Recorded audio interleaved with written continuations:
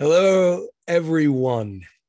I'm watching all of your chats come through when all of the places that we are together tonight. This is delightful. I am so excited. Hello, everyone, and welcome. It is my joy and honor to welcome you all to this important conversation tonight, wherever you are and all the places that you are. My name is Seth Patterson, and I'm the Minister for Spiritual Formation and Theater here at Plymouth Congregational Church in Minneapolis. We are a progressive church on the southern edge of downtown Minneapolis, and we've been in existence for 160 years. And on behalf of our clergy, our staff, our leadership, and congregation, we welcome you and we stand with you in hope. Wherever you are right now, wherever you've been in your life, wherever you're going, we are all in this together, and you are welcome here. For our part here, this event has been planned and sponsored by our Climate and Environmental Justice Group. This dynamic group of curious, thoughtful, and loving people has helped our community and our building to do necessary and helpful things.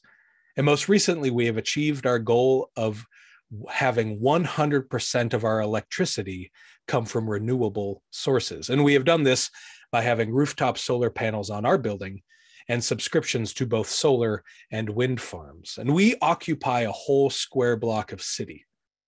And our intention is to be a model for how other blocks of city can achieve their potential and cause the least amount of harm. Before I introduce our co-host, here's a few pieces of housekeeping. The restrooms are down the hall from wherever you're sitting, and the snacks are in the cabinets. And be sure when you get some to bring enough to share with all of us. Also, probably more importantly, after John Foley's presentation, we will have time for questions, and we will do this by way of the Q&A function in Zoom. We will use the chat for exactly what you're doing right now, talking to each other, asking questions, technology questions, questions of each other, but questions for John Foley after his presentation will only be read from the Q&A. We have some people to help you if you put it in the wrong place, find the right place, but that is how we will do the Q&A. And I will act as the interlocutor with John and read your questions to him. When I first read the Drawdown book a couple years ago, it gave me such hope that I found myself picking it up again and again whenever I needed an antidote to the news, to the statistics, to whatever was happening. I needed hope, so I looked and read about solutions. Maybe that's why you're all here tonight too. We're finding hope and solutions. Tonight's event is being co-hosted by the Central Minnesota chapter of the Climate Reality Project, and I am eager to introduce you to the chapter co-chair, Charlie Cox. Charlie? Hey, thank you so much, Seth. Let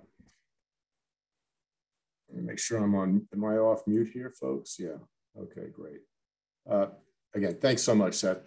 Hey, welcome everybody. We are so delighted to be co-sponsoring this important event with you and your devoted climate and environmental justice team at Plymouth Congregational Church. As Seth stated, my name is Charlie Cox, and I am one of the co-chairs of the Central Minnesota chapter of the Climate Reality Project. As you may know, the Climate Reality Project was founded in 2006 and is still led by Nobel laureate and former Vice President Al Gore.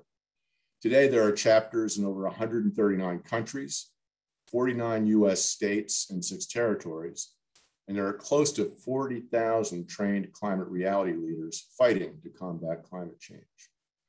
Our chapter is a diverse group of passionate individuals who have come together to solve the greatest challenge of our time, climate change. We are Minnesota and Western Wisconsin activists, cultural leaders, business people, scientists, and storytellers committed to building a sustainable future together. Our mission is to spark urgent action and rapid adoption of solutions to the climate crisis across every sector of society, to implement policies that promote clean, renewable energy sources and restoration of a balanced carbon cycle. Our focus is to educate the public and government about climate science and solutions, to build coalitions with other climate activists, and conduct issue advocacy campaigns to bring about the rapid and just implementation of climate solutions at the local, state, and national levels. You can find out a lot more about our chapter, our programs, access resources, as well as join by visiting our website at climaterealitymsp.com. So I can't think of a better example of helping fulfill our mission than the educational program we have tonight on Achieving Drawdown, featuring Dr. Jonathan Foley, the Executive Director of Project Drawdown. Project Drawdown is one of the world's leading resources for climate solutions. Its mission is to help the world reach drawdown. That's the point in the future when levels of greenhouse gases in the atmosphere stop climbing and start to steadily decline, thereby stopping catastrophic climate change as quickly, safely, and equitably as possible. In addition to being executive director of Project Drawdown, Dr. Foley is a leading climate scientist, sustainability expert, educator, and public speaker. His work focuses on finding solutions to sustain the climate, ecosystems, and the natural resources we all depend on. His work has led him to become a trusted advisor to governments, foundations, nonprofits, and business leaders around the world. He and his colleagues have made contributions to our understanding of climate change, the global food system, and the sustainability of the world's resources. He has published over 140 scientific articles, including many highly cited works in Nature and Science. He earned his PhD from the Department of Atmospheric and Oceanic Sciences at the University of Wisconsin, and he is among the top 1% most cited scientists in the world. A noted science communicator, his presentations have been featured at hundreds of venues, including the Aspen Institute, the World Bank, the National Geographic Society, the Chautauqua Institution, the Commonwealth Club, the National Science March, and TED. He has also written many popular pieces in National Geographic, the New York Times, The Guardian, and Scientific American. He has appeared on National Public Radio, the PBS NewsHour, the BBC, CNN, and the New York Times, The Guardian, the Washington Post, Wired, and the HBO documentary, Too Hot Not to Handle, as well as the film series, Let Science Speak.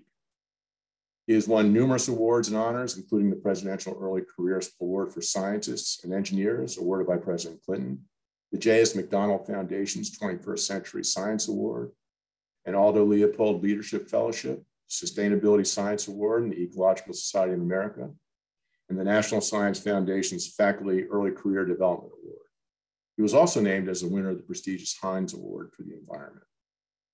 Before joining Project Drawdown, he led a number of environmental science and sustainability organizations. At the University of Wisconsin, he launched the Center for Sustainability in the Global Environment and served as the first Gaylord Nelson Professor of Environmental Studies there. He was also the founding director of the Institute on the Environment at the University of Minnesota, where he was the Ignite Presidential Chair for Sustainability. More recently, he served as the executive director of the California Academy of Sciences, which is the greenest science museum on the planet. Before turning the program over to John, I want to let you know that we will have ample time for questions and answers following the presentation, as Seth mentioned before.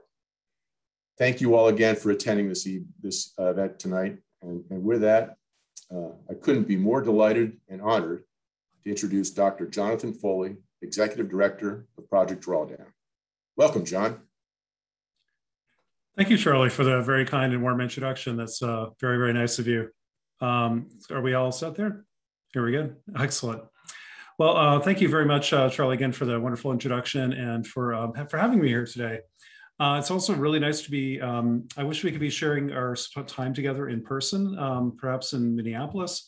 I now have moved back to Minneapolis area. I now live in Owatonna, Minnesota, after having spent about 6 years in San Francisco. So back in the Midwest and back to my roots here in the kind of Wisconsin, Minnesota area, which I really, really enjoy. So again, thanks for having me. And I'm going to be showing kind of a presentation about climate change solutions. And then we're going to have hopefully a lot of great conversation and Q&A afterward. So let's look forward here. First, I'm going to share some slides and oops, there we go.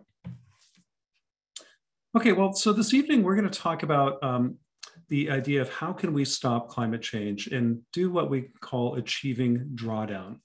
So we're going to be looking to the future about how we can stop one of the Earth's most important challenges today. But in order to understand how we can change the future, we have to get a little bit of an understanding of how we got here in the first place. And we humans have changed the world forever. Since our inception, we've been modifying the environment during our early evolution, in fact.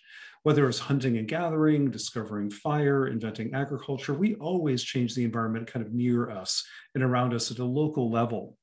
But in the last few decades or so, especially in the last 5 decades, we've seen an unprecedented change in the global environment because humans' footprint has just dramatically increased in the last few decades. One way, of course, is through our sheer numbers. There are many more of us walking the planet today than ever. We also have become an urban species for the first time. Throughout all of previous human history, we lived mainly in the countryside, but today, well over half of the human population now lives in cities for the first time ever. But the real story here was the rise of a truly global economy, a juggernaut of capitalism, technology, commerce, trade, ideas, and goods and services flowing across the world. And during the last 50 years, yes, the population of the planet increased about twofold, but the economy grew nearly sixfold during the same time. So yes, there are more of us, but we're all doing a lot more stuff as a collective body of people. Together, the population and economic growth of the last 5 decades has tripled our demand for food, about doubled our demand for water, and nearly tripled our demand for fossil fuels. And what's kind of amazing is that in just the last 50 years or so, we changed more than all previous human history combined in a single lifetime. So this is kind of amazing. And now, not only is our environmental footprint local, it is now global. We're changing an entire planet today. One of the ways that we're doing that is very obvious, changing the landscape around us. Even in the most remote parts of the world, like here in the Bolivian Amazon, we're showing you a picture here in the 1970s of a very remote part of the Amazon, which then if you went back to the same place in 2003, you'd see had been cleared pretty much entirely of forest, growing primarily soybeans, which are being shipped to China as feed for pigs to help supply the increasing pork production demand in China as China's gotten wealthier and more urban. So even in the Amazon, we're clearing rainforest for animal feed and things like that. And altogether, we've now basically lost about 1/3 of all the world's tropical forest cover, which is really, really tragic. We've also changed water resources around the planet. This is a picture of the Aral Sea in the late 60s and early 70s, which is an inland sea in former Soviet Union in Central Asia, surrounded mainly by desert.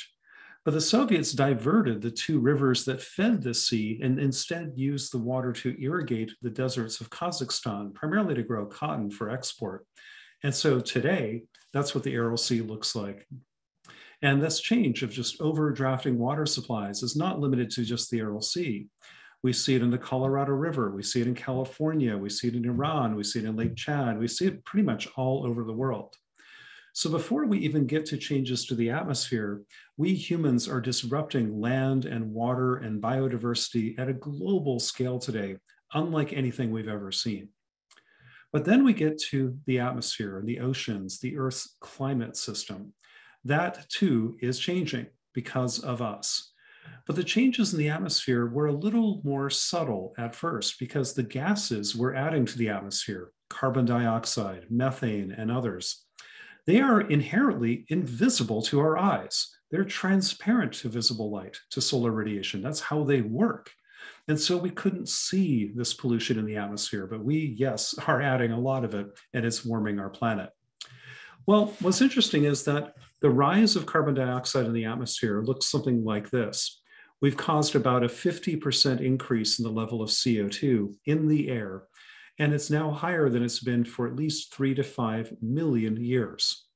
We've done the same to a lot of other gases, it turns out, too, not just carbon dioxide, but this is the big one. Well, carbon dioxide has increased by about 50%, and I drew this graph starting the 1850s, partly because that's where the data begin, but also that's when the science begins. When I was a grad student, I was taught there was a British male scientist named Joseph Tyndall who first proposed the idea that if we burn too much fossil fuels, it would warm the planet. And he wrote a paper about this in the 1860s.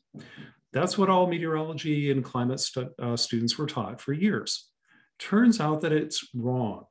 It actually was an American woman named Eunice Foote, Foote, who first published a paper showing, in about 6 years before Tyndall, by the way, showing that increasing CO2 would warm the planet. And she published her work in 1854. Kind of incredible. She did build on the work of a guy named Joseph Fourier, the French physicist and mathematician in the 1830s, who talked about the kind of generic idea of a greenhouse effect, but not that we humans could change it. But back in 1854, an American woman scientist named Eunice Foote was the first to talk about it. And she wasn't even allowed to present her paper. Her husband had to do it for her. That's a shame, and we really need to remember her more properly in American scientific history. And so I like to mention this every chance I get. So when we see CO2 rising in the atmosphere, we know that it will trap heat and warm the planet. A lot of you have taken the climate reality training. You know this very well and could teach it as well as I can. But what we've seen is about a 1 degree Celsius warming, maybe 1.1 degrees now, has happened since the rise of these levels of CO2. It is no longer even debatable that the human greenhouse effect is happening, that we are warming the planet. We're past that debate now. Now it's really a question, what do we do about it? Well, I want to say one thing, though, before we get started into solutions. That it'd be very easy to listen to the news and listen to environmental groups and politicians and media people who, by the way, are basically making a living off of scaring the hell out of us sometimes. We have to remember that for every bad piece of news, there's probably 2 good pieces of news that you never heard about. So while it may seem hopeless to deal with climate change, let me assure you that it's not. We can, in fact, change the course of our future and live in a more sustainable world than the one we're headed towards. Yes, we have warmed the planet already 1 degree. We can't undo that right now. And we've lost countless species, and we have degraded countless ecosystems around the world. That's undeniable. But tomorrow begins today. We can always change the future by acting better today. We can always chart a better course from where we are. So Project Drawdown is really about how do we chart that better course? How do we stop climate change from getting a lot worse than it already is? If we do nothing, it's just going to get worse and worse and worse, but we can choose a different path. And that's what Drawdown's all about. So what is Drawdown? Well, Charlie kind of defined it for us. Drawdown is basically reflected here. Greenhouse gases, including carbon dioxide, but others as well, we humans have caused them to increase in the atmosphere like this curve shows. Right now, if we extrapolate where we're going at the moment, we just keep climbing and climbing and climbing. And the higher that curve goes, the warmer the planet gets, the more messed up our weather systems and ecosystems and water and everything else will get. And that's really bad. We don't want that. So what we need to do is bend the curve. Just like we've been trying to do with the pandemic, we're headed towards one bad road. Take a turn, bend the curve, and go in a different direction. That's what we need to do with greenhouse gases too. And once we hit that blue dot, that's the moment of drawdown. It's the moment when greenhouse gases stabilize in the atmosphere. They don't go up anymore, and then they start to maybe slowly go down. When that moment happens, that's the moment we stop additional warming to the planet, and we can stop climate change in its tracks. And long term here, we might begin the slow process of reversing climate change too. So how do we get there? How do we get to drawdown? Well, first we have to kind of reverse these 3 curves. These are 3 of the most important greenhouse gases we emit: carbon dioxide, methane, nitrous oxide. There are actually hundreds of others. And we have to turn them all down and bend the curves on these things and get them basically flat and moving back down again. So we have to know where they come from in order to do that. So here's a little bit of the science that we should all understand if we're going to tackle climate change. First and foremost, the lion's share of greenhouse gases is CO2 coming from burning fossil fuels. That contributes about 60 to 62% of the climate change we're experiencing today. That's the lion's share, but it's not the whole story. It's about 60%. That means about 40% is other stuff, and that's a lot. So some of the other things that contribute to climate change include things like cement and industrial chemical processes that release CO2 without burning anything. It turns out when cement is curing, it releases CO2 into the atmosphere, just from chemistry, not from energy use. That's important. We have CO2 emitted from deforestation and other land use practices, like burning down trees isn't that different than burning carbon in coal or oil or gas. They're all made out of carbon, just some's dead and some of it's alive. They both put CO2 in the air. That number is astonishing. 11% of the warming we see today is still coming from deforestation and land use. The United States greenhouse gas emissions as an entire nation is about 12% and dropping. This is 11% and climbing again. So this is basically equivalent to the entire country of the United States in terms of emissions, yet we don't hear about it enough. We also have methane, another critical greenhouse gas that warms very quickly and warms a lot, molecule for molecule, but then it fades away after a few decades. But it's still really important. Most of that comes from agriculture, from cattle. We all know about cow burps and things like that. Also a little bit from rice fields. And then a lot of the methane we also now call natural gas or fossil gas comes from the energy industry through leaking natural gas pipelines or fracking or abandoned wells where that methane is just pouring into the atmosphere. We need to fix that and fix it in a hurry. There's another greenhouse gas we don't hear nearly enough about called nitrous oxide or N2O. Those of us in the Midwest, this is actually one of our biggest sources. We don't talk about it much. It turns out N2O mainly comes from agriculture, and it comes when we overuse fertilizer and manure on our farm fields. Some of that excess nitrogen in the fertilizer and manure combines with air and water and forms nitrous oxide going into the atmosphere. Some of the rest becomes nitrate pollution, which pollutes our waterways and rivers and streams and lakes. So nitrogen pollution and fertilizers are a big deal to climate and to water. Then we have some more exotic gases, one of which are called fluorinated gases. These are mainly found in things like refrigerants and insulators and things like that. They're only about 2% of what's causing today's warming, but they're projected to grow enormously as more parts of the world use air conditioning and refrigeration. We need to get a handle on that and make sure we can replace those chemicals with something that don't leak into the atmosphere, causing more warming, but also manage them far better and recycle or chemically destroy what's been abandoned. So anyway, that's a little bit of the chemistry of what's happening. Carbon dioxide from fossil fuels, but also from industrial chemicals and materials, and a lot of stuff from agriculture and land use. It's not just energy, folks. It's energy, food, and materials are what cause climate change, really. Well, that's the chemistry part. Now let's turn it into something a little bit more real.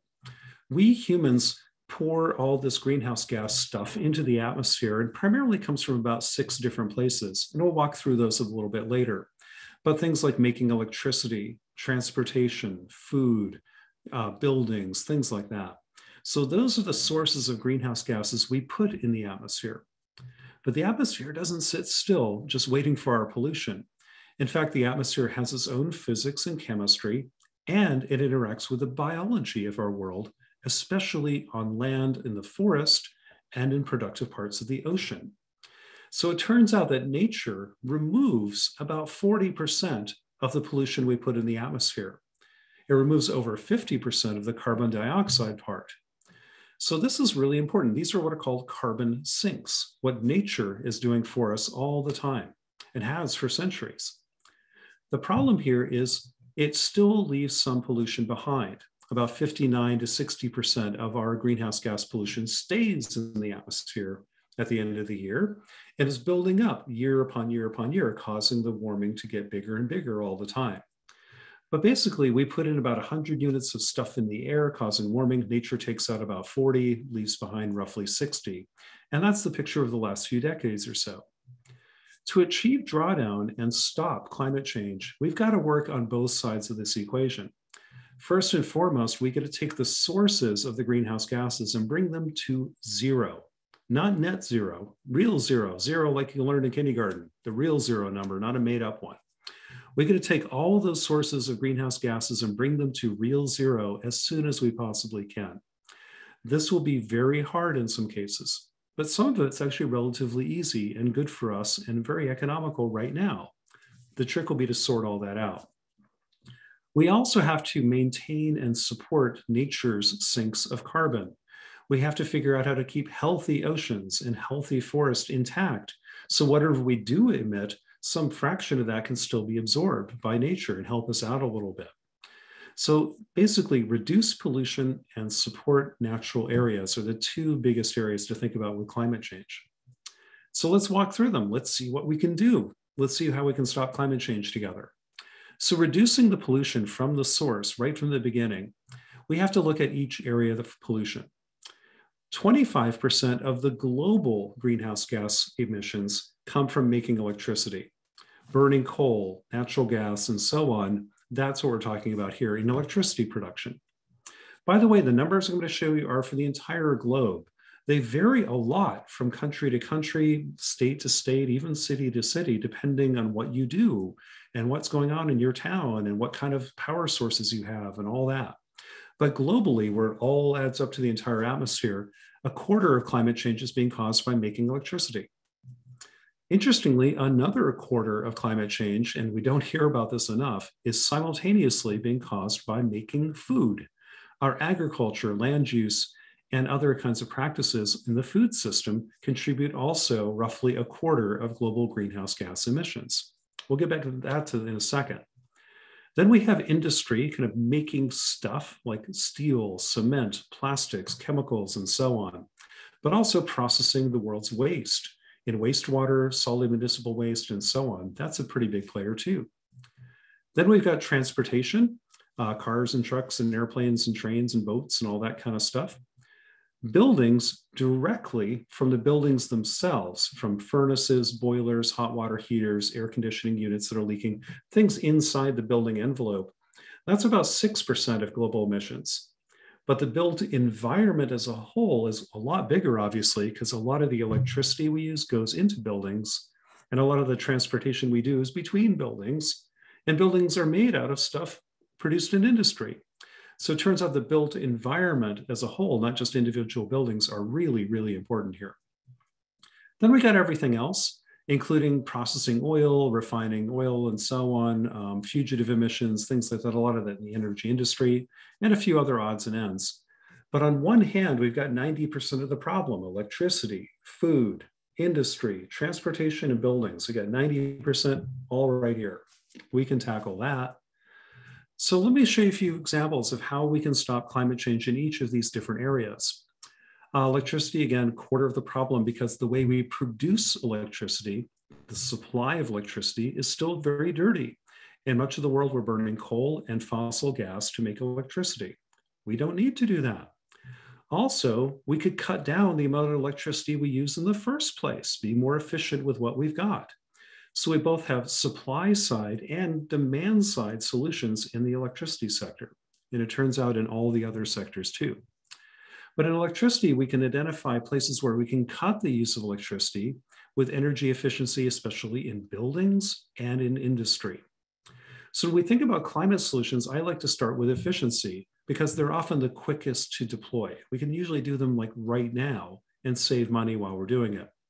So here are a number of climate solutions in energy efficiency in the electricity sector. A lot of them are familiar, like better lighting, better building envelopes, building materials, hot water systems, and so on. Those are all really, really crucial right here. Each circle is one climate solution. The bigger the circle is, the bigger we think that solution could be over the next 3 decades. We then looked at ways of producing electricity differently, including wind and solar, everybody's favorites. Oops, sorry. But we also have biomass, we have methane capture, we have a little bit of nuclear here, we have a whole bunch of other things. We need to be very open to lots of ways of producing electricity, but right now we think the best technologies in terms of cost, reliability, and speed of growth will be wind and utility scale solar, as well as distributed solar on rooftops. Those are going to be very, very powerful. But we also need improved energy storage, of course, for some of these things. Well, then we get into other areas. If we just do the electricity sector, we've only looked about a quarter of the problem. We've got to look at the other 3/4 as well, including agriculture and land use and food. That's 24% of the problem. Globally, most of that still comes from deforestation, burning down rainforest in like the Amazon or Indonesia to grow things like beef, palm oil, animal feed, and so on. Things the world probably doesn't really need more of, but we're tearing down rainforests to do it anyway. Also, animal agriculture by itself, methane, is a major problem. Methane from cattle is about 5% of all climate change right there alone, plus the land use and other things that cattle produce. It's estimated that red meat altogether on the planet contributes about 14% of all of our climate change problems comes from overeating beef. Well, that's a big issue, and we can talk about that. But methane alone from animals is about 5%, from rice it's about 1%. And then we have overuse of fertilizers, especially the nitrous oxide issue from fertilizers and manure on all sorts of lands around the world. So that's where the pollution comes from. How can we solve it? Again, efficiency, efficiency, efficiency. 40% of all the food grown on the planet is never even eaten. So cutting back food waste is a huge opportunity, because if 40% of the food isn't eaten, that means 40% of the land, 40% of the water, and 40% of the greenhouse gases weren't even necessary. We can get additional savings by tuning our diets a little bit to be a bit more plant-rich based diets. This doesn't mean everybody becomes a vegan or anything. That's not going to happen. And there's some people in the world culturally and economically depend on meat for their diets, and that's fine. But a lot of the world, we could dial down our meat consumptions, especially when the doctors are telling us to do so anyway. And that could be a big help, combined with reducing food waste in general. Then we can do things to protect ecosystems from being cleared, so we don't clear a rainforest to grow a bit more cow or animal feed or palm oil. And then we can farm better on the lands we already use, and do so in ways that are more sustainable and perhaps even what's called regenerative, ways that could actually build back soils, which could be very interesting. Then we have emissions from industry. I won't go through these in as much detail, but the industry sector is very important, about 21% of all emissions. But this is a complicated one. This has got a lot of different moving parts. Some of these are going to be hard to decarbonize later, but we can. They're going to involve metals, especially steel. That's a big one. Cement, I've already mentioned. Chemicals, including plastics. Plastics today, the production, use, and disposal of plastics about 1.5% to 2% of climate change right now. It could grow fairly substantially, but not huge numbers, but they're still really important. And they can still also cause other environmental problems of plastic pollution in the ocean and waterways and so on. So that's kind of a win-win if we can rethink plastic. It helps everything. Processing waste, whether it's wastewater or solid waste, believe it or not, is also 3% of climate change right there. So that's another important area too. Then we have transportation. About 14% of the emissions globally come from transport. Most of that's from roads. Flying is about 2% of climate change, and that includes the military as well. That's all aviation, commercial and military. That may not sound like a lot, but considering how few people fly a lot, and most of us don't, that's a disproportionately large number for some folks, and that's something we definitely need to think about too. Then we get into buildings. Again, buildings use electricity. We've already looked at that. They're made out of stuff from industry. They also determine a lot of our transportation needs. But buildings themselves on site also release about 6% of greenhouse gases. And it's 2 to 1 residential buildings to commercial buildings. Our homes and apartments matter a lot here, folks. And we've got to do a lot to tighten those up and heat them and cool them better. Then we get into the other side of the street. We've talked about all the ways we could reduce greenhouse gas emissions. But then I reminded you that 40% of those emissions are absorbed roughly by the atmosphere into forest and into the oceans, what are called carbon sinks. Sometimes we call that carbon removal. Despite all the hoopla and news articles and Silicon Valley tech bros telling us how wonderful these machines are going to be, carbon removal machines essentially don't exist on this planet. There's a lot of talk about them and lots of photos of them, but they don't even get measured in the atmosphere, because even if you could have 1 million times more than we already have today, they would still not be measurable in the atmosphere. They're that small. It turns out by a lion's share, all of the carbon removal on this planet today is being done by nature. We haven't even made a dent in that, and it can't even be measured in the atmosphere. The other thing I want to point out to kind of put a little bit of a wet blanket on all the hoopla of carbon removal machines is that technology is already 50 years old. It's a fan blowing air through a solvent that dissolves carbon dioxide into it. I don't know where the technology breakthrough is. Are there disruptions to the fan industry I haven't heard about yet, or to sulfuric acid or something? I don't see that really becoming a game changer anytime soon. Maybe it will, but it's going to take a long time with fundamentally different technologies. In the meantime, it's been a giant waste of money, time, and resources and attention.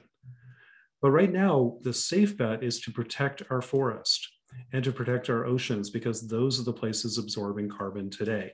And we know that works, and it's worked for billions of years. And down the road, yes, maybe we'll design ways that machines can absorb carbon dioxide and other greenhouse gases too, but right now they're just laughably small and getting way more attention than they deserve. So I put that on the back shelf for a while for me. So we've looked at ways of reducing pollution, supporting nature so it absorbs some more carbon, all good stuff. A third area we haven't talked about yet is kind of unintentional climate solutions, things that we do that improve society for its own sake, as we should, that sometimes have cascading benefits back to our climate problem. This is kind of cool. So there might be ways we can improve society that turn out to then later affect climate change in a positive way. For example, we've seen how improving healthcare and education access to developing countries, especially for women and girls, can have profound climate benefits. Also, helping indigenous communities, especially around tropical forest, for example, help maintain their lands and their land tenure helps preserve some of those important forests that are absorbing carbon for us. So there are a lot of things we should do because they're the right thing to do for people, but it turns out they have some additional benefits to climate as well. Anyway, so when we put together the whole big picture here, we can see all sorts of things we can do here. And these are all existing solutions, no new inventions here at all. Everything I'm talking about is on the shelf today. So we have enormous opportunities to reduce emissions around electricity, agriculture, industry, transportation, and buildings. A lot of them are pretty low tech. Some are kind of harder to do and may require new technologies that would help a lot too. But right now we can do all of it with tools we have today. New tools would help too, but we don't have to wait for them. We can also support natural carbon sinks, especially on land.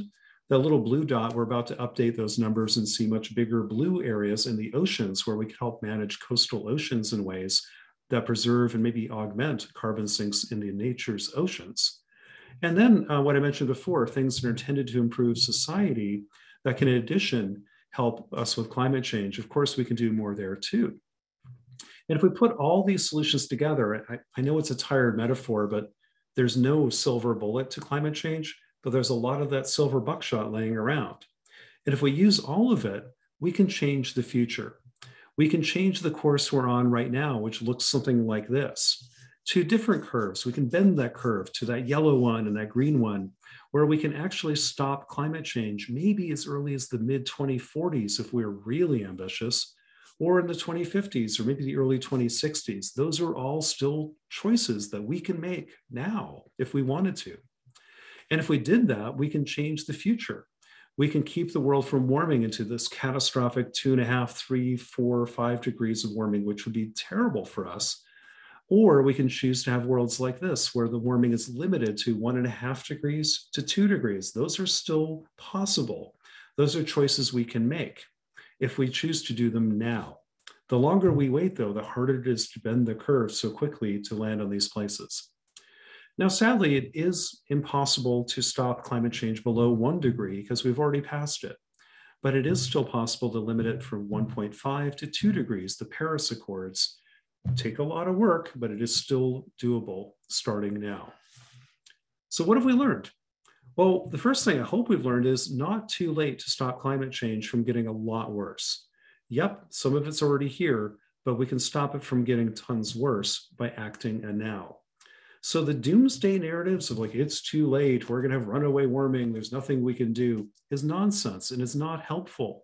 In fact, it's another delay tactic the oil companies and others just love. So don't fall for that. We are not at doomsday. We're at a point in the road that forks and we can choose what we want to do, a better world or a world that could be pretty terrible, but the choice is still ours. We also have enough solutions today to stop climate change. We have all the tools we need right now, and we'll get more tools as we go. It's great. We've got a big fat toolbox full of things, and people are adding hammers and nails and tape measures and levels to it all the time. We'll get more tools. That's great. And what's really good is most of the solutions to climate change that I see actually make the world better in lots of other ways too. They create jobs. They create healthier communities with cleaner air, cleaner water, cleaner landscapes. They can, if deployed wisely, also help reduce inequities and injustices of the past by rebooting our transportation, our buildings, our communities, and everything else to be more fair, to be more equitable. So if we do climate change solutions right, we just made the world better by rebooting things. We get to redo everything for the 21st century instead of running a world on the ideas and technologies and power structures of the 19th century. We don't need to do that anymore. But we do have to move quickly. Time is not our friend here. In order to stay below 2 degrees or 1.5 degrees of warming, we basically have to do the following. We have to take that red curve, those greenhouse gas emissions, which have been going up and up and up over the years. We've got to bend them steeply downward and cut them basically in half within a decade or so, and then cut them in half again and in half again, roughly between now and 2050. During that same 30 years, we can also see the growth of some more carbon removal, probably more in forest and soils, I think, but maybe some machines too, out by the 2040s. And that's when we're going to hit kind of net zero by 2050 or so. But to do this, we can't wait around. If we're going to cut something in half in 10 years, I'd like to know what we're doing this year and next year and the next 3 years. We need some quick wins, folks, that take those emissions down immediately in ways that we can deploy today, not tomorrow, not next year, today. What do we do right now? Some of those are going to be obvious, things like stopping deforestation, stopping the leaks of methane or refrigerants into the atmosphere that we don't need to do, just tightening up our pipelines and stuff would help a lot. Or they could be dramatic gains in energy efficiency that we can do right now in buildings and homes, fuel efficiency, things like this. Those would all help like today. And we can do a lot of that right now. We also, though, have to do the big work of rebuilding the world's infrastructure. Our electrical grids, our transport systems, our food systems, our industries, our built environments, our public buildings, all of that stuff will need massive remodeling, updating, and replacement. And that's going to cost trillions of dollars globally and probably take a few decades to complete. So we better start now. And we can do that alongside the work we're doing on the quick wins. We got to do those in parallel. We also can plant trees and restore soils and build better carbon sinks. But trees and soil take time.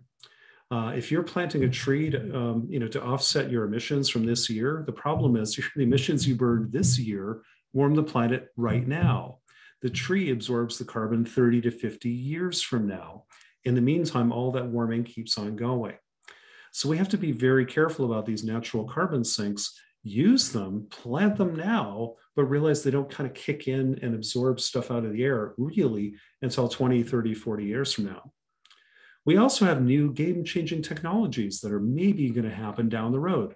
Some of them are risky. A lot of them will never work, but some of them will, and they could change the world.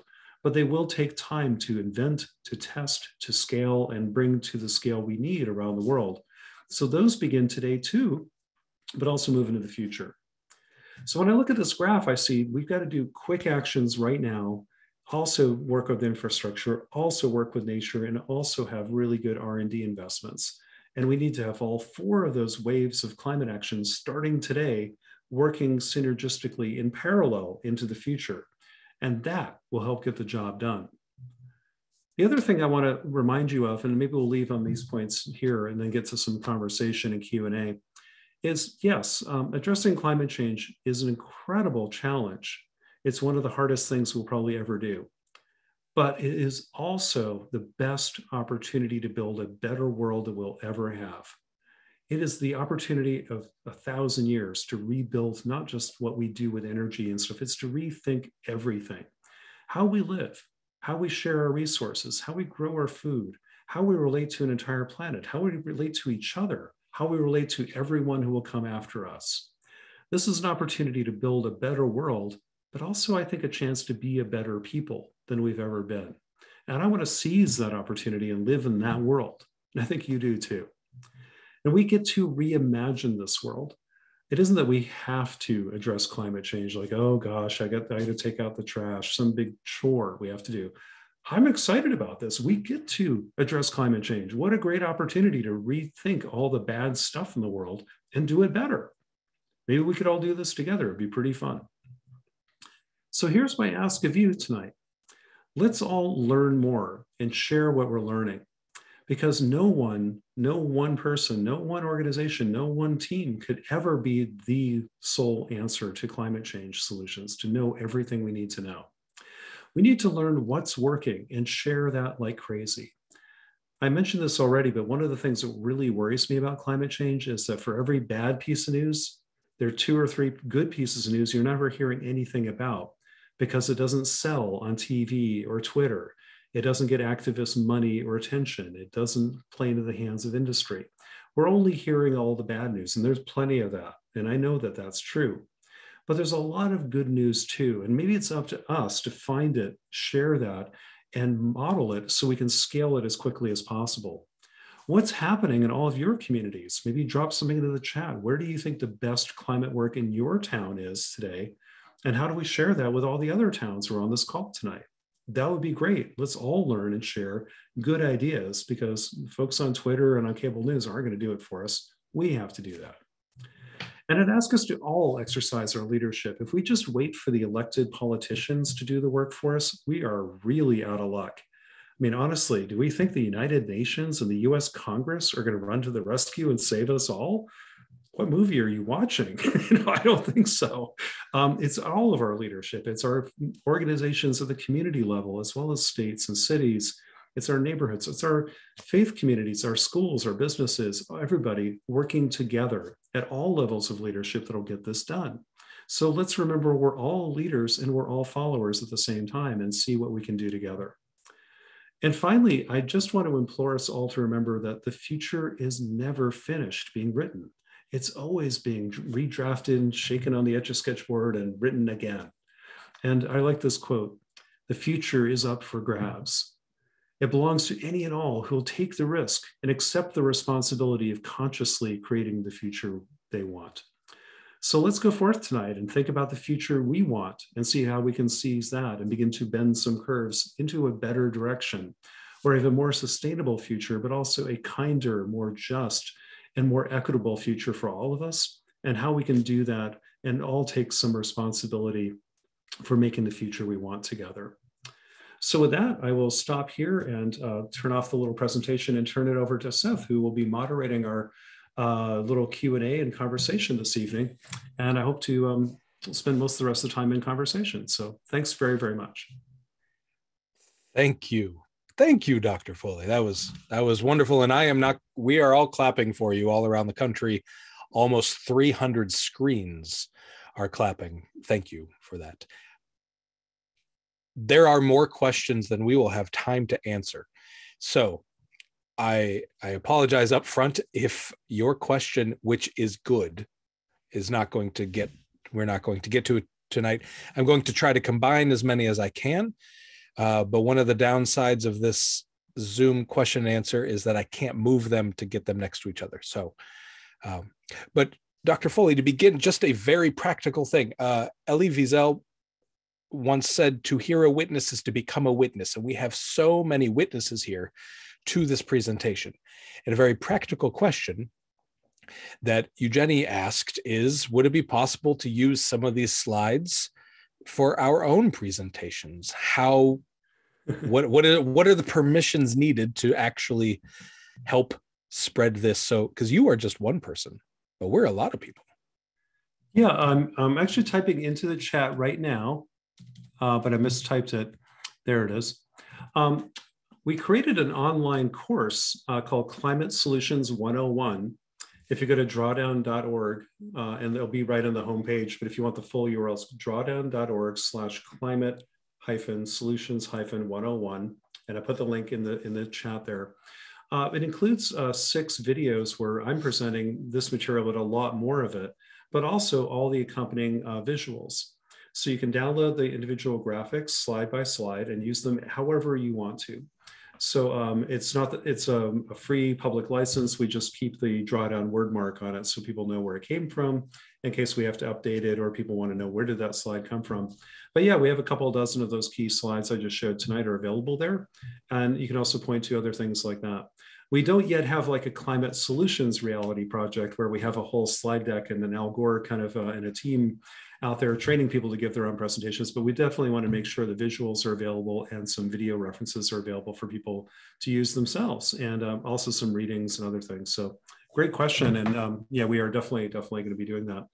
Also, if you could help spread the word to other climate reality folks or other people in other communities you're connected to about Climate Solutions 101 at Project Drawdown, we're so impressed by the Climate Reality Project. It's done a wonderful job on helping people identify the climate problem and all the big picture stuff around this. But one area that needs a little more expansion in the accordion, if you will, of all this work is around solutions.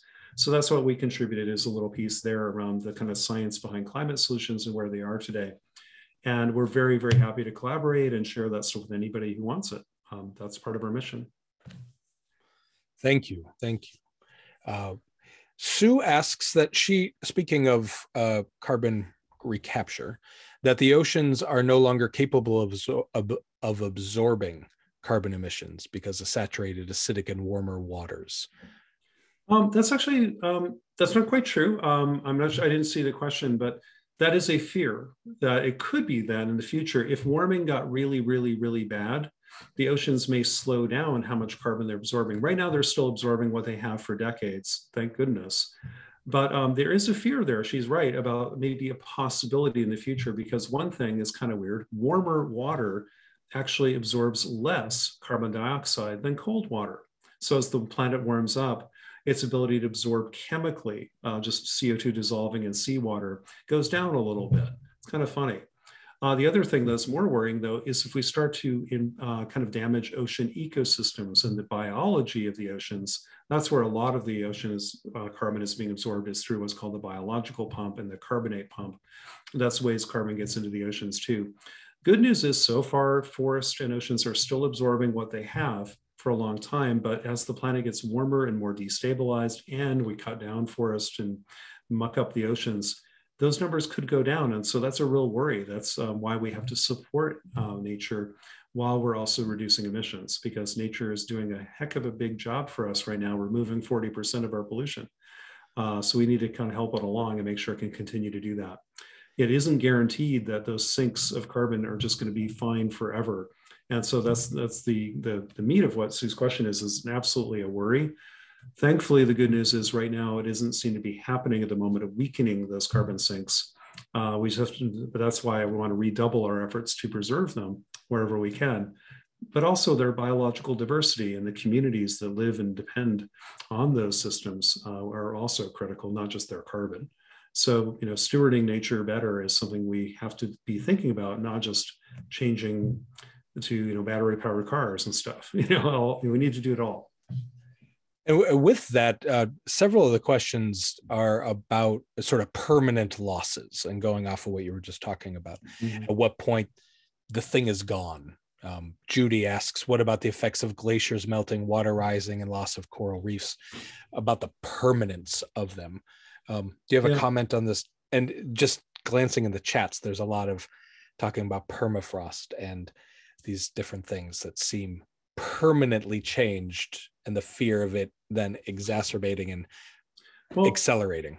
Yeah, you do hear a lot about that in the media, but you don't from scientists. Right now, there's no evidence for this. The methane coming into the atmosphere right now is entirely of agricultural and industrial origin. Some little pockets of permafrost are melting in the Arctic now, but the amount of methane in the Arctic atmosphere has not appreciably gone up for the last 50 years. It's not any different than other parts of the world. We would know if the permafrost started outgassing vast amounts of CO2, or if the ocean started doing it. It's not happening. And none of the Arctic scientists I talk to are really that worried about that. And we have some feedbacks in there, but they're not like runaway feedbacks like producing a Venus. That's some of the doomsday rhetoric you'll hear more on Facebook than you do in the journals the scientists write in. But it is a worry, but it's not something that most scientists, the National Academy of Sciences actually did a very careful assessment of this. And the vast majority of people working on this are, we got enough bad news. It turns out we don't have the catastrophically bad news of like, oh, wow, this is going to run away and cause even more feedbacks than we've ever anticipated. There's just no evidence to suggest that that's happening. Thank goodness. But it's already bad enough. Getting back to the early part of the question, yeah, we are irreparably losing species. We are irreparably losing some landscapes and water resources. We are committed now to some more sea level rise over the next 1,000 years. No matter what we do, there's going to be quite a bit of sea level rise. Most of that will be very slow and steady, but it's going to keep going long after we stop polluting. The sea level rise will continue for quite a while. So future people are going to be living in a different world than anybody before us. But the sooner we stop it, the better off we're going to be. Look, I mean, I'm not saying everything's rosy, that we can live on Eden again. That ship has sailed. Right. But rather than bemoaning that about how bad things have gotten, I want to stop it from getting even worse. I don't want to send up the white flag of surrender on future people and future species and future communities because we got apathetic. Look, we caused this mess. The least we could do is make it from getting any worse. And so I get really kind of cranky, I think, when I hear kind of doomsday language where like, well, we're already kind of screwed. We've already lost so much. What's the point? It's too late. No, it isn't. As long as there's some child left alive on this planet, there's still a redwood on this planet. As long as there's a whale in the ocean, I'm not giving up. Why are you?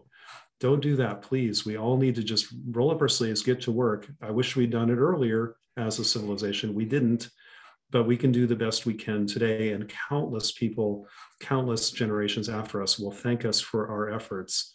They will not look kindly upon us sitting in our hands and saying, well, we thought it was too late, so we sort of gave up. No, that's an immoral stance. I think it's crucial that we do everything we can to pass on to the next generations the best world we can give them. And it's not the best world we inherited. Shame on us. But we have a duty to do at least the best that's physically and biologically possible today. That we can still do. And that, I believe, is a moral imperative for us to move forward with. Absolutely. That could be our end, but we have more questions. No, that is such an important thing. Things are critical. There are crises, but it is not for us to walk away from because they're hard. Yeah. Thank you for that. Eric asks a question about when some of the carbon sinks are also the carbon, that some of the solutions and the problems go hand in hand. So he says specifically, isn't clear cutting forests a major source of biomass, including in the Southeast US? Then he includes a link from NRDC. So things like that. Yeah, we get some twofers out of this thing, which is pretty cool. If we rethink agriculture and how much land we're clearing to grow more crops we don't really need anyway, we save the forests that are already there. And that does two things. It does, first of all, it stops an immediate source of pollution. When we burn down a rainforest, it's an instant pulse of carbon dioxide into the atmosphere that is accelerating climate change. It's like, boom, today's emissions went up because we burned down a forest. But also because we burned down a forest, we degraded that sink of carbon we depend on over the next few decades. So that's why preventing deforestation gives you kind of a double whammy of preventing pollution today and preserving nature tomorrow. That's why that's always number one on my list of things to do around climate change is stop deforestation, especially when it's deforestation that isn't helping promote human well-being. Yeah, there are some very small farmers around the world, scrappy kind of conditions around the world, kind of slash and burn agriculture, where it's almost like people who live under maybe $2 a day who do need to eke out a living. They might clear a little forest to do so. I'm not really worried about that so much. But when we have vast, vast tracts of land clear cut and then turned into soybean fields so we can grow a few more pigs in Asia for pork, or we're raising beef in the middle of the Amazon, are you kidding me? That's like one of the worst trade-offs I can imagine. So we can do better than that. But yeah, deforestation is really critical, both as stopping a source of pollution, but also preserving a sink of it for later. It gives, pay now and get it back forever. It's really great.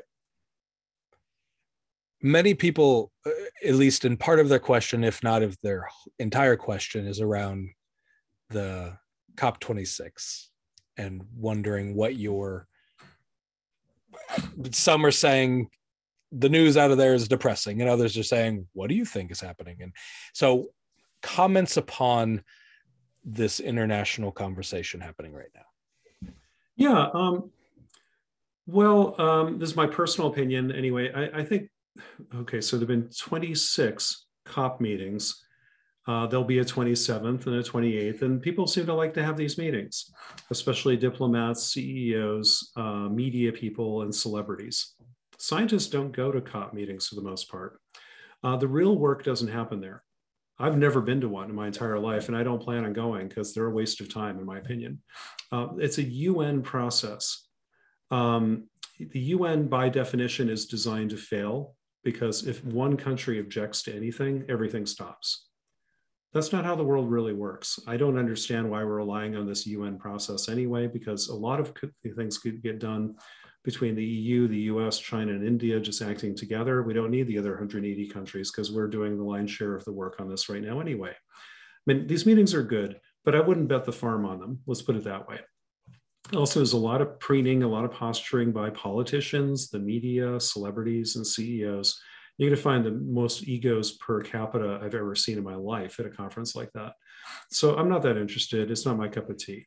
But some of the news coming out of it has actually been pretty good, actually. But again, the media will never tell you that because it doesn't sell ads. It turns out that we've just learned that we had to revise downward all the numbers on greenhouse gas emissions for the last 10 years. We've been overestimating how much we polluted for a while, especially in land use and deforestation. So it turns out that we peaked and maybe leveled off for the last decade. Now, that number has to go to zero, but at least it's not climbing anymore. The emissions we thought were going up and up and up. The first thing they can do is level them off. Then we're going to bring them to zero. But it appears they've been level for about 10 years now. And we didn't even know it until now. That's pretty exciting news. I'm also excited the world is paying more attention to methane, which has been ignored for way too long. It's a hugely important issue for climate change. We're also hearing, again, thankfully, more discussion around deforestation and other things. So I think we're hearing some good news, but I've never once expected a bunch of leaders to hold hands, sing kumbaya, and save climate, address climate change. They're never going to do that. They were never going to do that, ever. And I can't think of a single problem in the world has ever been solved that way. Going on this point, this is an important point. A lot of us have been brought up to believe that our policymakers in Washington and at the UN are going to save us through our consensus and governance. I don't think that's really true. In the United States, when Barack Obama got elected, you remember that people were excited about a cap and trade bill in the first years of his presidency, the Waxman-Markey bill. And when it didn't pass, a lot of people were really upset, saying this is terrible for climate change. Well, guess what actually happened? That law never passed, but if it had a goal of reducing US emissions by about 20% by the year 2020. Well, guess what? The United States cut our emissions without the Waxman-Markey bill by 21% by the year 2020. We now have lower emissions than we've ever had since 2007. We've been lowering them by over 21%, probably more after this year. That's amazing. And it didn't take some grand stroke of a pen of Congress or the White House to get it done. It was a lot of small nudges by the EPA, by regulatory fiat, by executive order, a lot of little things that Obama did that helped, combined with what markets and technology and activism were already doing anyway. Coal's dead, whether the politicians say so or not. Batteries are getting cheaper, whether politicians say so or not. LED lighting, solar panels, they're all getting cheaper, better, and more ubiquitous. It's markets and technology and culture that's really driving the world. The politicians are always the last step. And so I'm not thinking they're going to lead. I think they're going to follow and help amplify and accelerate what's already happening in the first place. So that's why I don't look to COP so much. I'm much more interested in what's happening around solar panel prices or LED lighting or heat pumps. That's what's really changing the world, is when things get better than the old alternatives, people just start using them like crazy and we wonder how the world just changed. So a lot of things that happen in our lives, like gay marriage, electing an African-American president, changes in smoking behavior, drunk driving behavior, the collapse of the Soviet Union, blah, blah, blah. Politicians didn't do most of that work. We did. And so that's what I think is happening in climate change. Sorry for the long ramble here, but I think we put way too much attention on the Beltway circus and the media hype and not enough on like what regular folks are doing in climate, which is a lot of good stuff. And there's a lot of good things happening out there. We just need a lot more of it and happening a lot more quickly. Well, in some ways, you just answered a whole lot of questions, not maybe specifically. Sorry. But I mean, that's good. A lot of the questions that are coming in are either what can I do or we do, or faith communities or neighborhoods or cities sort of communally, what can we do? What can I do? Or what kind of policies, what kinds of, Biden's doing this or not doing this. The Paris Accord is being met or not met. So in some ways you addressed what I think is the root of a lot of questions. But here's something specific that I'm pulling from two. Donald asks about regenerative agriculture. It says has a lot of potential to draw down CO2 much faster than most people realize, and asks, why is this not one of Project Drawdown's biggest solutions to climate change? And I'm going to, yeah. And then there's another one that just talks more, I lost it in the long list of questions, more specifically about just soil generally and its potential. Well, we do include regenerative agriculture as a climate solution. For the folks who aren't familiar with it, regenerative agriculture is a body of practices that aim to restore our landscapes, to improve the soils and maybe also the biomass of things like trees and shrubs and grasses to be a bit more what like nature had before. Because a lot of our agriculture has kind of strip mined the vegetation off the surface, like trees and shrubs and stuff, but also demean the soil. So they're much lower in terms of organic matter and carbon in the soil than they used to be. So the idea of regenerative agriculture, one of the big ideas is to put all that back. Really good idea, because not only does it help a bit with climate change, it also makes the soil able to hold moisture better so it doesn't flood or dry out so much. It's also better for biodiversity. It's better for the kind of microfauna in the soils. It's better for wildlife, and so on and so on and so on. It's kind of one of the few no regrets things you could do. I'm really a big fan of regenerative agriculture. But from a carbon point of view, there's a huge difference from what scientists are saying about how much carbon can be put back in the soil and in vegetation from regenerative agriculture versus what the proponents of at least a handful of very vocal, very visible proponents of regenerative agriculture are saying without any support or any data. So I worry a lot that there's a small number of people who have a very large megaphone who are massively overhyping the numbers. I won't say who they are, but they're pretty prominent. One has a TED Talk, one founded a bunch of companies around this. And I'm sorry, but the actual scientific community, the people who go out and make these measurements and study them and do all the analysis of the data are shaking their heads saying, whoa, whoa, whoa, you're inflating these numbers by about 10-fold, or you're cherry picking the one you really like and ignoring the 9 other ones. You can't take the best case example of something and assume it's going to apply to the whole planet. Like, Bill Gates and I walk into a bar doesn't make all of us a billionaire on average, it doesn't work that way. So there's a bit of cherry picking the numbers that's going on, I fear, but that doesn't mean that's not a good solution. It's a really good solution. It might be 5% of the answer, maybe a little bit more. That's great. Let's take it. Drawdown has about 100 climate solutions to get the job done in our book and on our ongoing publications. So on. By definition, that means each one on average is about 1%. We need about 100 of them to get the job done. A few percent here, or 1 or 2% there, or 5% here. Those are huge. But be very skeptical whether it's regenerative agriculture, nuclear, or batteries, or carbon removal. If anybody says, I have the solution to climate change, they're trying to sell you something. You might want to talk to people who've actually run the numbers. And we're one of those groups that runs the numbers. We're kind of like the Consumer Reports for the planet. We're not trying to sell you anything. We're just trying to get the numbers right. And regenerative agriculture is great. We love it. It's fantastic. But just be aware of the overhype in that space right now. I think it's going to correct in the next year or two, but there's a bit of flim-flam in some of the social media and media conversations there. But the science is sound. It works. It's great. Just scale back the numbers a little bit in terms of what we can expect from it and be guaranteed that it works. So just be a little careful. Speaking of your almost 100 options, Dave asks about number 6, at least in the book, which is educating girls as part of this. And this ties in with a lot of questions that are really around social structures and playing both climate change and social justice work and racial justice work and gender equality work and all of these things that are so important hand in hand. So can you talk a little bit more about this as the particular in that? Yeah, I'm really glad people are noticing this kind of stuff because on one hand, we might have a very technological, technocratic view of climate solutions. Like we fixed the sky, we stopped putting carbon dioxide in the atmosphere, and that's it.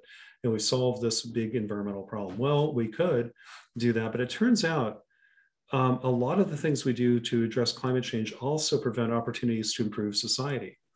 Like we can help improve air quality, human health, equity, justice. We can create jobs through a lot of the solutions we deploy. So climate solutions often have cascading benefits back to people. But the reverse is also true. That's what, like we were trying to point out, is that sometimes we do things because it's the right human thing to do, providing better access to education and healthcare for women and girls around the world, helping to lift people out of poverty around the world, helping indigenous communities preserve their land and have land tenure and legal power around the world. All of those things we do because it's morally right for people. But every single one of those actually trickles back to having a good climate benefit too. So what's really nice is we might have virtuous kind of play here between we do something for climate change and it benefits a lot of people, especially folks who've been underserved by previous power structures.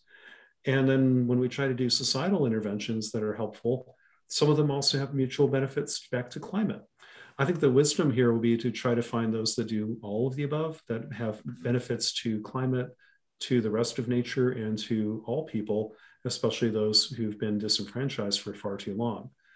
That will be the trick, is kind of finding how we get the best possible solutions there. We can also avoid mistakes. There are probably some climate solutions that could be very harmful to people, at least some people, just like any of our technologies in the past have been. We hear a lot about like electric cars will need more lithium ion batteries, and the lithium mining industry is kind of messy, it seems, and we need to do better with that. Of course, the fossil fuel companies are the ones promoting that narrative. A lot of people don't realize that, because our current cars and iPhones and everything already are powered with lithium ion batteries. It's not like we're not using lithium today. We are.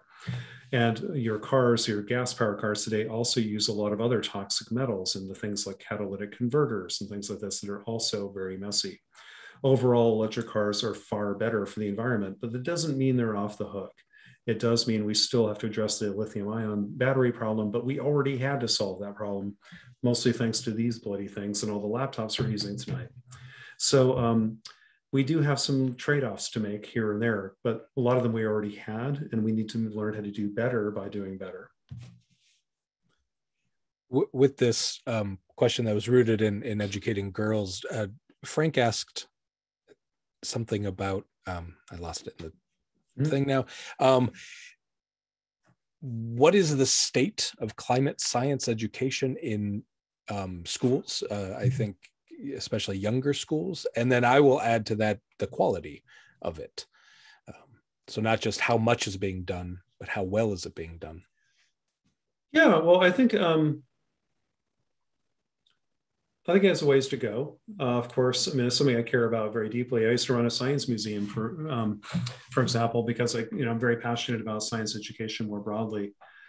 Interesting thing is that about 70% of what Americans learn in their lifetime about scientific issues doesn't happen in a classroom.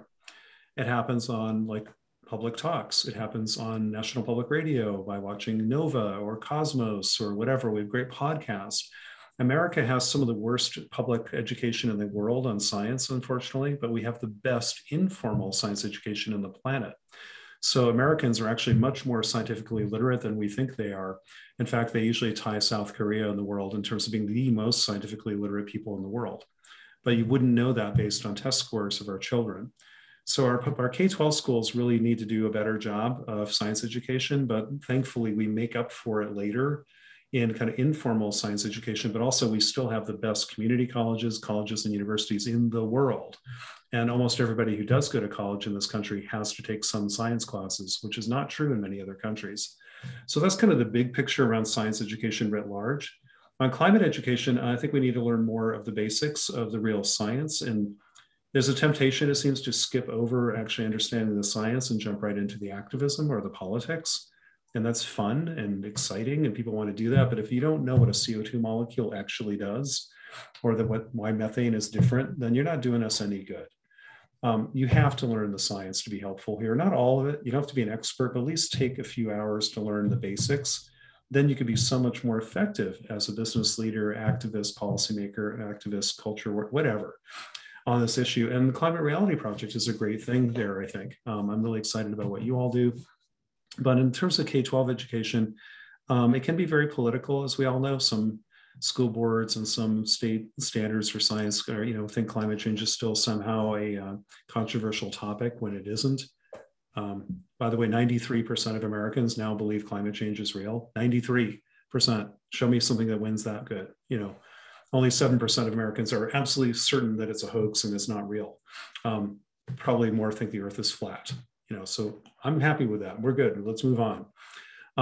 So I think science education in general can be better, but it's mixed. It's not so good in our public K-12 schools anymore, especially in middle school. And it's also not reaching everybody. But our kind of broader lifelong learning around the country as a whole is actually still pretty good. But we need both to be better. And on climate education, I think there's not enough of it, and it's not good enough. And I worry that we skip over the actual science a little bit too quickly to want to talk about more kind of trendy issues. But I want people to know what a gigaton is. I want people to understand what the carbon cycle does. If that's a science class, do the science, please. Do the work. Then we can be really helpful.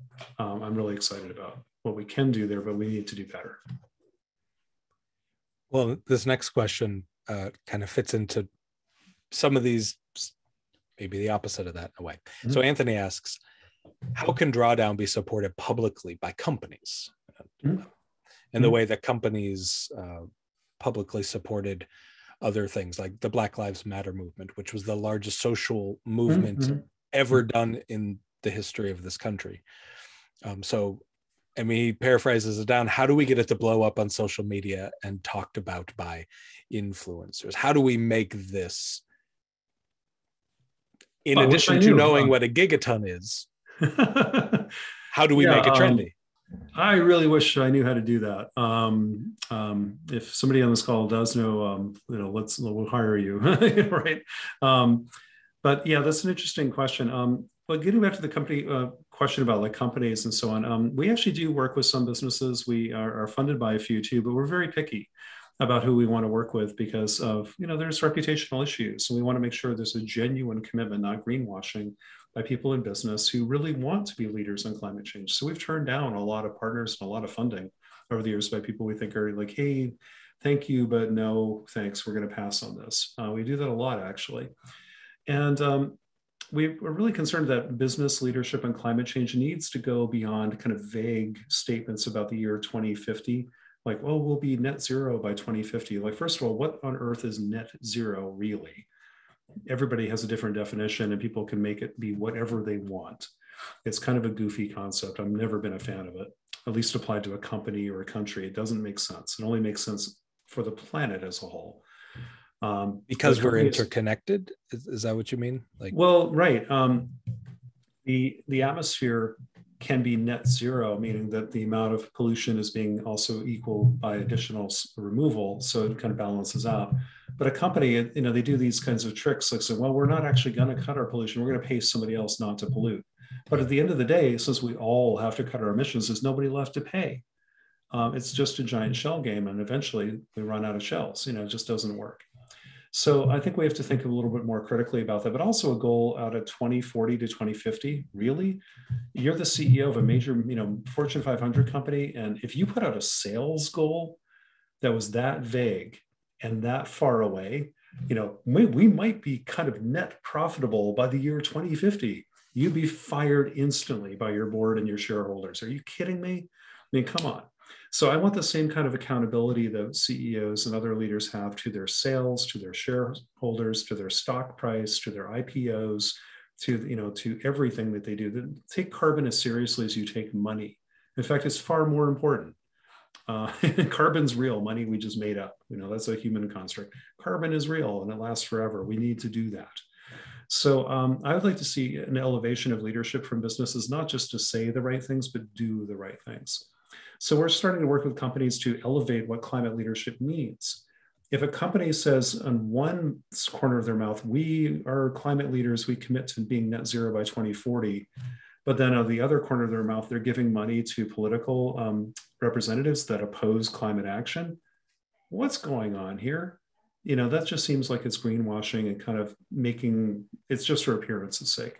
So I want to see more genuine climate leadership and let's hold people accountable, because after all, it's the planet at stake, not just this quarter's earnings. And we can do better. And it's a really bad business model to have an impoverished world. It's not good for anybody, including businesses. Most of all our businesses, they should be leading on this. And thankfully, some of them are. And when they do, the politicians start to follow. That's why I think it's really important to get business on board, because without them, politicians are mostly kind of cowards. They're going to follow others. They're going to follow what businesses say to do, what labor says to do, what we all say to do. And that's going to be really crucial. But if we can get businesses, not all of them, some of them want to stay the way things have been because they're making money that way. But others see that there's a better world and it could be better for them too, just ahead. Think of rebooting the world's energy infrastructure, rethinking all of our transportation, agriculture, materials, recycling, everything. It's like Bill Gates' biggest dream times 1,000 to reinvent the world. This is really good for business if we think about it the right way and are open to new ideas that balance the needs of business, but also the needs of our planet and, of course, of people today and tomorrow. We could do that, and we could have a much better version of capitalism out there if we wanted it. That's for sure.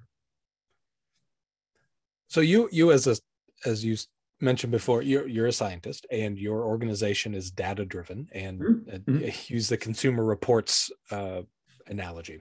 Cheryl asks, what about Washington Post report that countries are vastly underreporting carbon emissions? And so does that mean that decisions are being based on bad data? Do you think this is true? Is this true, she says? It appears to be. There's, I don't know if vastly is the right right adjective there. That's what a newspaper will say. I'm not sure it's vastly underestimated. I think what we're finding is there are some voluntary parts of emissions reportings, especially from the energy industry itself, around things like methane leaks. Like if you're going to ask, an oil company, how much are you leaking methane into the atmosphere, and we aren't independently measuring it, they're going to lowball a number, or they're going to give you the best case scenario, or they're not going to look that hard because they want to get penalized for it. So yeah, there are some data issues, especially where there's voluntary reporting of things we can't measure very easily. But that's what scientists are for. We know how much is actually in the air and how much is going in there, and more or less from where, but kind of getting it down to like an individual small country or what part of the economy, that's still kind of tricky. So we definitely need better data to kind of ascribe, to know kind of where these are coming from. But it's a little troubling. I don't think it's deliberate on the government's part, but they do rely on voluntary reporting from some industries, especially the more esoteric greenhouse gases like methane, like nitrous oxide and others. It's pretty hard to get a good number on this. So I think they're all kind of lowballed, and that is worrisome. There was a good article in the Post today about that, which a lot of good scientists contributed to that conversation as well. And it's definitely a concern. For CO2 alone, I think we got those numbers pretty well. I think we have a good handle on those, the bottom-up inventory methods of estimating those versus what we see in the air itself line up very nicely. And there's also some cute tricks that scientists do. We can kind of chemically fingerprint the carbon in the atmosphere and know where it came from. Carbon that came from fossil sources. Well, not too accurately, but we can differentiate carbon dioxide in the atmosphere that came from ancient geologic sources, because they're devoid of something called carbon-14, the radioisotope of carbon we call radiocarbon, that we use for radiocarbon dating. When it's coal or natural gas is devoid of radiocarbon-14, we know that that's from fossil fuels. We also know what's from deforestation because of something called carbon-13, which is when it goes through biology, has a different ratio to carbon-12. It's called isotopic chemistry. And it's kind of like a little bit of forensic chemistry we can do in the atmosphere to kind of figure out where stuff comes from.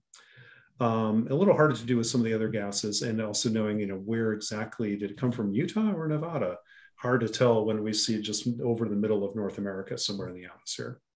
So yeah, there are some issues there, but I think better data is always helpful. But in the meantime, we do know what to do: reduce emissions, protect nature.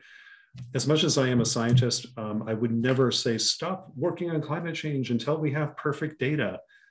Nope, don't do that. If a doctor tells you, hey, you're really sick, we could take more tests. But in the meantime, I suggest you get on this regimen of better health. While we're doing more tests, I think you get on the better health regimen right away. I think we have time for 2 questions, and okay. Because we are coming out of time. And thank you all for your these questions. Yeah, I'm so sad to not be able to get to all of them. One is, and this has come up in a few of them, are there too many people? No. Can we sustain our population? There are far more termites on this planet than there are human beings. It's not a question of the number of animals. Well, right, but that doesn't matter. The population thing is mislabeled very badly. There's no too many people. It's too many people doing too much bad stuff. Like 5% of the planet contributes well over 70% of the emissions right now, within countries and across countries. So which people are we talking about? The average American, let alone the top 1% of Americans, are far more responsible than maybe hundreds of other people combined in other parts of the world. So it's not population at all. Population has never been a driver of big emissions gains. It's what those populations do. Now, of course, fewer people as a whole would be easier to manage from the environmental perspective, but what those people actually do, what lifestyle will they have, how much consumption, what kind of energy systems, and so on. And it's also, very hard for Americans to be talking about something like this because, look, we're some of the biggest consumers in history. So I don't think it's all that constructive to talk about like overpopulation and things like this when we're the most guilty environmental polluters in history. So we need to kind of look in the mirror and think about that first. But of course, the thing I would emphasize, and we do at Drawdown very much, is that there is still an unmet need for women and girls around the world to have family planning, good healthcare, and good education to lift women and girls out of poverty into better health, into better education, into better opportunity. That is a good thing to do for its own sake, irrespective of what it means to global population. It's about human rights. It's about health. It's about being fair. It's also turning on half of the world's economy to the new level where we could have new ideas, new opportunities, new possibilities, and new thinking. Problems are rarely solved by the people who created them. And that's why it's so important that we don't just have a bunch of, middle-aged white guys like you and me being the only people talking about this stuff. We need at least half women in this conversation. We need many more people of color in these conversations. We have not done that well in our communities. We have to do better. So I would think not population is the issue. It's about human rights. It's about building the world that's just and fair and gives people opportunity. Then we'll see a good future. I'm not going to ask another question because that was a wonderful ending. Thank you. Thank you for that. And thank you all for being here on behalf of this Minneapolis church community and the Central Minnesota chapter of the Climate Reality Project. We are so grateful that you spent some of your time this evening. This presentation is recorded and will be available at plymouth.org, plymouth.org, as well as Plymouth Congregational Church Minneapolis's YouTube page. It should be up fairly quickly in the next day. Thank you all. Spread that around. This is the way. This is the way that we help other people hear, learn, and then find places where their questions can be answered. Dr. Foley, I appreciate you greatly for all that you have done for us this evening and the work that you, your team, and the many other people like you and like us are continuing to do in the world. I do this for my daughter who is sitting right here, and I'm going to go put her to bed. May you all have a wonderful night.